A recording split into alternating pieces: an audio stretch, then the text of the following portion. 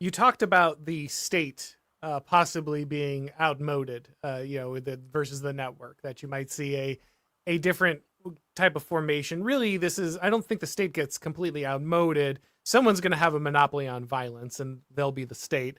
But there'll be more intermediate, I think, institutions. Though it will not be as centralized as you were pointing out there, like in the Middle Ages. And so I wonder, previously those intermediate institutions, of course, were regional lords and these type of things. Also, significantly, the church, guilds. These were all things that push back against the pressure. And a lot of nationalists won't like this, but the nation itself is really an artificial construction that sublimates a number of tribal and regional identities into itself. It's a lot more modern than a lot. Oh, sorry, put that back up. It's a lot more modern than a lot of people would necessarily assent to. But do you see a break of, away from those more national identities? And do you think that the intermediate institutions will be more technological in nature? Do you see them being spread out geographically, but society centering on kind of more ideological connections or religious connections through technology? Or do you think it has to some degree return to a geographical concentration of people in order to really break away from this kind of Leviathan style state? The biggest variable I don't know about in the 21st century is population, because the variable I just stare in awe at is the birth rate. Because with the current trajectory, the birth rate is crashing around the world more rapidly than any computer model could predict. And we have pretty wide computer models, so that's really scary. And the reason I bring this up is that trends like this often don't last that long, because if a trend is that hard, it means it has to reset quickly. However, if we can reset our birth rate, we're going to look more at, if we can reset the birth rate, it will be more like the fall of the Roman Republic to the rise of the Roman Empire, where you have a social transition where the ultimate underlying social order remains. If the birth rate keeps doing what it's doing, it's the fall of Rome, where under current trends, there will be 4 Koreans alive today at the end of this century for every 100 now, and the number Yeah. keeps crashing. And that is the really scary variable I look at when I worry about the future.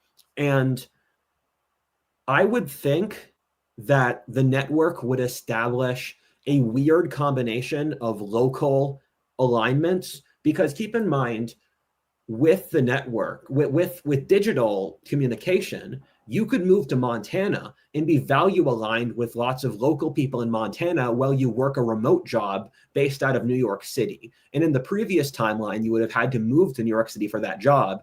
But the internet allows geographic alignments of specific interests while also allowing transnational alignments. And you look at medieval Europe, that's more so how it was, where you have medieval Europe was strange, where you have this hyper-local concentration, where Brittany, this area the size of, I don't know, Delaware or New Jersey, Brittany was its own ethnic cultural territory that was very specific. But inside Brittany was the Catholic Church, which was transnational, merchant leagues. You had various marriages and dynastic alignments that spanned Europe. That's my best guess, but this is all in the timeline where the state doesn't win. And I do not have that much interest in arguing over timelines where the state wins, because none of us are going to have this conversation if the state wins. It's very true. Should Leviathan win? Yeah, nobody who wants to have these conversations will be able to. So in this scenario, do you see a increase of complexity, or is it going to be localized depending? I guess my question here, I should preface by saying, a large amount of the infrastructure that people assume technologically exists around the globe is only really held up because a few first world nations expend a large amount of effort maintaining it. Like, you just would not have these cell networks and these other things existing in the vast majority of the world that now thinks of itself as much more technologically advanced if these kind of international players moved off the board or committed fewer of their resources to its maintenance. do you see most of that shrinking away and it's staying only, technological innovation only being localized, or do you think that we've kind of hit a threshold and we'll maintain it through a certain level? The science fiction novel Fitzpatrick's War has one of the best predictions of the 21st century I've seen.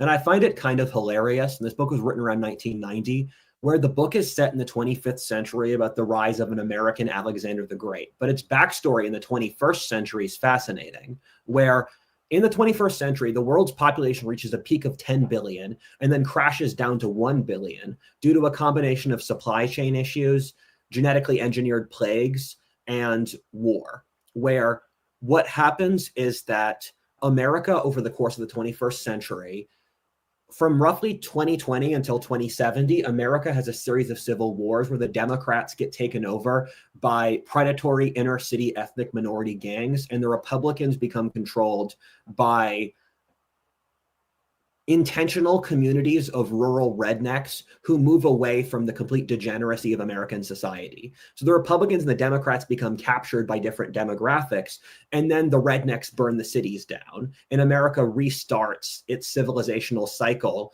pulling from the land. And they have a series of they have an organization of historians who study the cycles of history to engineer their future. The Muslims colonize Europe, and the Chinese take over East Asia.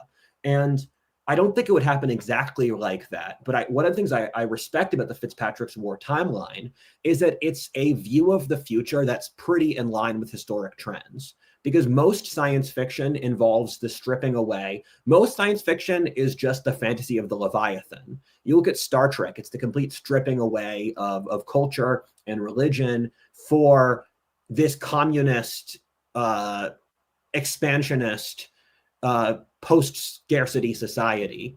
And I'm sorry, what was the question you asked again? Basically, do you think that we're going to see a overall decline in societal complexity, or if you think that it'll maintain in certain areas but fall apart in others? Oh, apologies. Yeah, I was going to lead to that point and then I got waylaid. It's all right. Most of that was germane. Yeah. So one of the things when people look at the population growth charts is, for example, you would expect looking at the growth rates that Africa is the next civilizational superpower. Because if current trends continue, there will be 4 billion Africans by the end of this century, and China will have less than half its current population. However, that's not going to happen because Africa is so dependent upon a series of technologies that the first and the second world produce, that if the first and the second world have civilizational breakdowns, which seems highly probable due to the demographics they have, Africa is dependent upon fertilizer, it's dependent upon international agricultural markets, it's dependent upon foreign electricity and cell phones. One of the things people forget is Africa is actually one of the places in the world most dependent upon cell phones and the internet because they don't have a competitor. Because in America, you can use the postal service, you can use these pre-established communication methods that just don't exist in Africa. And so, ironically, especially since Africa is poorer, if there's a situation where China attacks Taiwan or where there's a disruption of global grain markets, Africa will be one of the places hit the hardest because the first world will spend all of its money to buy up food. Thus, prices in Africa would skyrocket. Same thing with if China attacks Taiwan and Taiwan can't make the cell phone chips for this anymore, the Americans will find a way we will eventually, even if it's incredibly painful, find a way to produce cell phones in America. In Africa, they'd be the ones hit the hardest.